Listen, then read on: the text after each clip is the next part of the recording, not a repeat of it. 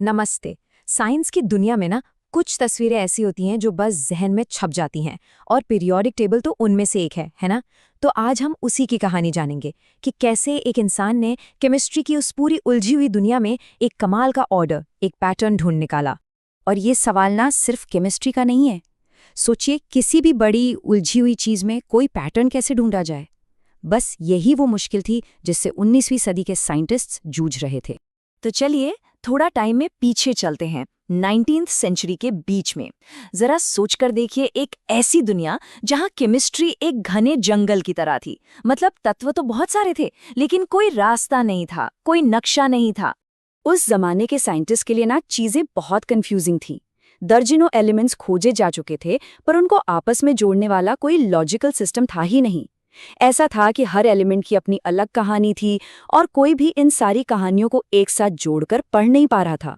करीब करीब 60 एलिमेंट्स थे उस वक्त, और हर एक की अपनी अलग खासियत, अपने अलग गुण।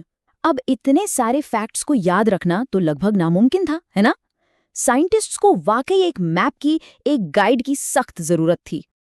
और बस यहीं पर एंट्री होती है हमारी कहानी के हीरो की, डिमिट्री मेंडेलियव। वो इंसान जिसने ठान लिया था कि इस जंगल को एक खूबसूरत सजे हुए बगीचे में बदलना है। तो कौन थे ये दिमित्री मेंडलीव? साइबेरिया में पैदा हुए थे और बचपन काफी मुश्किलों में बीता, लेकिन उनकी माँ ने ये पक्का किया कि वो पढ़ें। और शायद वही संघर्ष था जिसने उन्हें इतना महान साइंटिस्ट बनाया।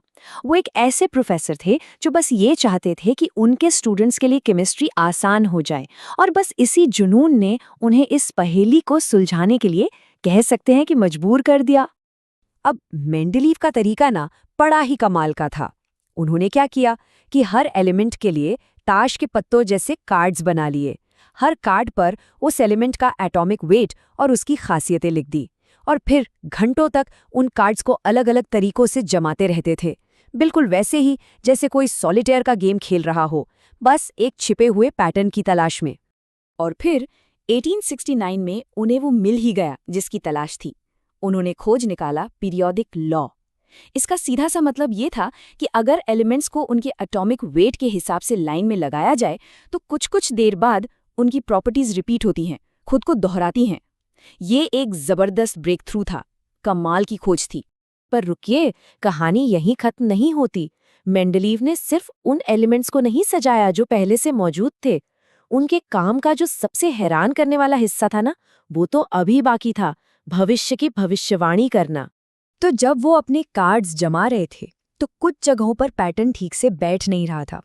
अब देखिए, कोई और साइंटिस्ट होता तो शायद जबरदस्ती किसी एलिमेंट को वहां फिट करने की कोशिश करता, पर मेंडलीव ने एक बहुत बहुत ही हिम्मत वाला काम किया। उन्होंने खाली जगह छोड़ दी। और वो सिर्फ एक खाली जगह नहीं थी, वो एक भविष्यवाणी थी, एक बहुत बड़ी भविष्यवाणी। वो पूरी साइंटिफिक कम्युनिटी से कह रहे थे, देखो यहाँ कुछ मिसिंग है, और मैं ये भी बता सकता हूँ कि जब वो मिलेगा तो उसकी प्रॉपर्टीज क्या होंगी। सोचिए जरा, ये कितनी बड़ी बात थी। साइंस को सिर्फ ऑब्जर्वेशन से आगे बढ़ाकर प्रिडिक्शन की ताकत दे दी थी उन्होंने। और हुआ भी बिल्कुल वैसा ही। कुछ सालों बाद नए एलिमेंट्स खोजे गए, गैलियम, स्कैंडियम, जर्मेनियम। और कमाल की बात ये थी कि इन सब की प्रॉपर्टीज बिल्कुल वैसी ही निकली जैसी मेंडलीव ने भविष्यवाणी की थी। इससे बड़ा सबूत और क्या हो सकता था उनकी जीनियस का। और इस एक कामयाबी ने साइंस पर एक ऐसी छाप छोड़ी जो आज तक कायम है। एक ऐसा नक्शा जिसने केमिस्ट्री की दुनिया को हमेशा के लिए बदल कर रख दिया। हाँ, ये बात भी सही है कि मेंडलीव की ओरिजिनल टेबल एकदम परफेक्ट नहीं थी। वो एटॉमिक वेट पर आधारित थी। बाद में 1913 में एक और साइंटिस्ट आए, हेनरी मोज़ले। उन्होंने बताया कि एलिमेंट्स को एटॉमिक नंबर, मतलब प्रोटॉन्स की संख्या के हिसाब से अरेंज करना ज्यादा सही है। और बस इस एक छोटे से बदलाव ने मेंडलीव की टेबल की सारी कमियों को दूर कर दिया और उसे वो शक्ल दी जिसे हम आज जानते हैं। तो आखिर ये टेबल आज इतनी जरूरी क्यों है? देखिए, ये सिर्फ क्लासरूम में टंगा हुआ एक चार्ट नहीं है। ये केमिस्ट्री का असली नक्शा है। ये बताता है कि कौन सा एलिमेंट कैसा बर्ताव करेगा, जिससे नई नई चीजें, नई दवाइयां बनाना मुमकिन होता है। ये सीखने को तो आसान बनाता ही है, साथ ही भविष्य की नई खोजों के लिए भी एक बुनियाद तैयार करता है। इसकी अहमियत को समझना है तो अपने चारों तरफ देखिए। हम जो दवाइयाँ लेते हैं, जो स्मार्टफोन्स इस्तेमाल करते हैं, खेती में जो फर्टिलाइज़र पड़ते हैं, यहाँ तक कि स्पेस में जाने वाले रॉकेट्स, हर जगह पीरियोडिक टेबल के प्रिंसिपल्स काम आ रहे हैं।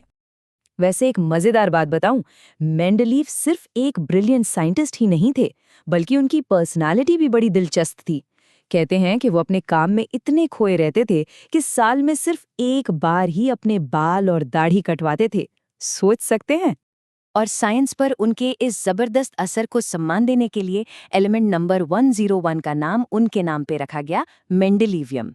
ये किसी भी साइंटिस्ट के लिए बहुत बड़े सम्मान की बात है। तो मेंडलीव की कहानी हमें यही सिखाती है कि बड़े से बड़े कन्फ्यूजन में भी एक खूबसूरत पैटर्न, एक ऑर्डर छिपा हो सकता है। और ये बात सोचने पर मजबूर करती है कि आखिर साइंस में अगला ऐसा कौन सा छिपा हुआ पैटर्न है जो बस खोजे जाने का इंतजार कर रहा है।